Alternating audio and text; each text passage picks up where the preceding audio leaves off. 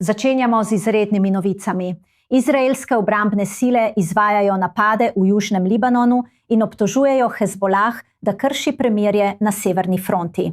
Gre za razvijajočo se situacijo na terenu. Podrobnosti o tej kršitvi še niso bile razkrite. Prej v sredo so izraelske obrambne sile izdale nujno opozorilo za evakuacijo prebivalcev južno-libanonske vasi Mansuri pred načrtovanimi napadi na teroristično skupino. Arabsko govoreča tiskovna predstavnica izraelskih obrambnih sil je povedala: zaradi kršitve Hezbolaha so izraelske obrambne sile prisiljene ukrepati proti njim z uporabo sile. Ponovno je poudarila, da vsak, ki se nahaja v bližini pripadnikov Hezbolaha, njihovih objektov ali orožja, tvega svoje življenje. Medtem pa so se v Italiji zgodili dramatični dogodki, saj so se pogovori med Izraelom in Libanonom končali. V Rimu so se končali več ur prej, kot je bilo načrtovano. Vir iz izraelske ekipe pa je za i24 News povedal: izraelska veleposlanica v ZDA Ječije Leiter je ameriško stran prosil, naj prekine pogovore zaradi ponavljajočih se zavajajočih informacij, ki jih je širila libanonska delegacija. Pogovori naj bi se nadaljevali v četrtek. In zdaj, za več informacij o najnovejšem dogajanju, mi je v veselje pozdraviti v studiu podpolkovnika v rezervi Jonatana Konrikusa, nekdanjega mednarodnega tiskovnega predstavnika IDF in višjega sodelavca Fundacije za obrambo demokracij, ter našega višjega dopisnika z Bližnjega vzhoda, Ariela Ozarana. Gospoda, najlepša hvala obema. Torej, Jonatan, začela bom z vami. Situacija na terenu se razvija, jasno sporočilo IDF. Če teroristična skupina Hezbolah krši premirje, bo odziv hiter. Ja, mislim, da lahko jasno ugotovimo, da je Hezbolah resnično kršil. Prišlo je do napada. Podrobnosti še niso jasne, a žal vemo, da so posledice tega napada.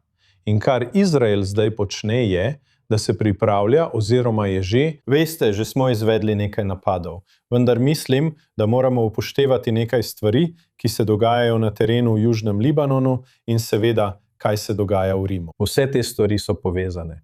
In celo razširil bi obseg dogajanja v Libanonu, ter ga povezal s stvarmi, ki se dogajajo v Iranu v zvezi z ZDA in Hormuzom. Povezane so od zgoraj navzdol.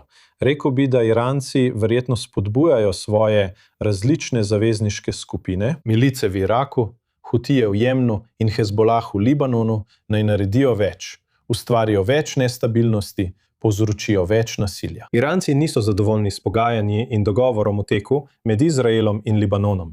Želijo to destabilizirati in razdreti. In najboljši način za njih, da to storijo, je, da uporabijo Hezbolation na terenu, kršijo dogovor, povzročijo pomembne posledice na naši strani in na to prisilijo Izrael, da se na to odzove.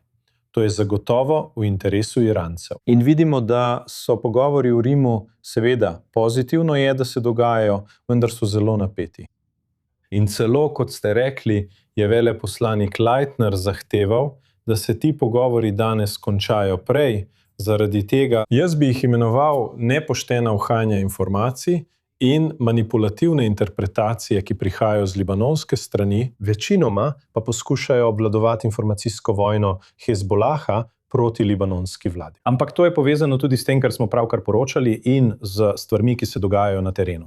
Torej, imamo različne organizacije in subjekte, ki se osredotočajo na isto bojišče. Hezbolah izvaja svoje lokalne načrte, hkrati pa, služi tudi iranskim interesom. Prav tako bo ključno, Ariel, spremljati, kako bo IDF izvedel ta odziv. Vemo, da so bila opozorila za evakuacijo za določene dele južnega Libanona pred temi napadi, hkrati pa čakamo, ali bo ta odziv sprožil še kaj strani Hezbolaha, kar bi lahko bilo zelo zaskrbljujoče. Ja, IDF ni sporočila, da je val napadov kot povračilo za to kršitev zaključen, vendar se zdi, da gre za omejen obseg povračilnih ukrepov.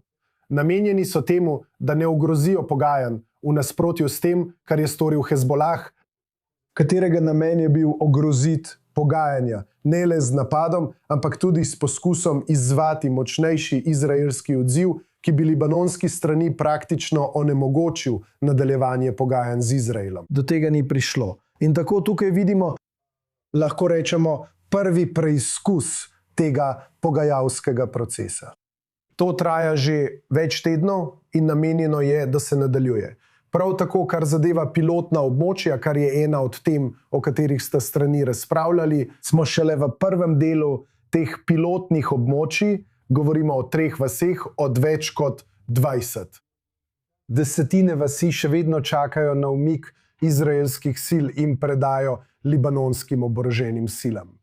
Ta proces poteka zelo počasi in tako to daje Hezbolahu dovolj časa, da spodkopava, poskuša ogroziti in preprečiti pogovore. Obe strani sta odgovorni, da to preprečita. Kar zadeva libanonsko stran, da Izraelu da zagotovila, da se takšne stvari ne bodo več ponovile, ali za razliko od tega, kar je opisal Jonathan, da bi igrali na roko Hezbolahovemu informacijskemu vojskovanju. Ta trditev je bila, da mesto, v katerem je prišlo do te kršitve, ni bilo v varnostni coni. Ko pa vsak zemljevid, ki ga je izdal IDF, kaže, da je mesto Mansuri znotraj varnostne cone, kar bi Hezbolahu prepovedovalo delovanje tam. Pa so tam delovali. To je kršitev premirja, vendar smo videli, da je libanonska stran temu šla na roko. Na izraelski strani pa je preizkus, da po eni strani pokažejo zadržanost, vendar ne dovoliti Hezbolahu, da nadaljuje s svojimi kršitvami. Kajti če Hezbolah dobi zagon in postane bolj, recimo, prepričan v svojo sposobnost izvajanja teh napadov proti Izraelu, to bi spodkopalo pogovore in jih dolgoročno obremenilo. To pa je obdobje, v katerem pričakujemo, da se bodo ta pogajanja nadaljevala. Ja. Kar postavlja vprašanje. Ja, mislim, Izrael se bo očitno moral odzvati na tako hudo kršitev in napad. Izrael se mora odločno odzvati, da odvrne Hezbolah na eni strani, po drugi strani pa, če tukaj povežemo regionalni vidik, Izrael je pravkar rekel ne, sicer z več besedami, a nasplošno je rekel ne širšemu miru in umiku iz Gaze. In mislim, da Izrael noče biti viden kot tisti, ki nasprotuje pozitivnim spremembam v Gazi, ali kot država, ki ruši mirovna pogajanja v Libanonu.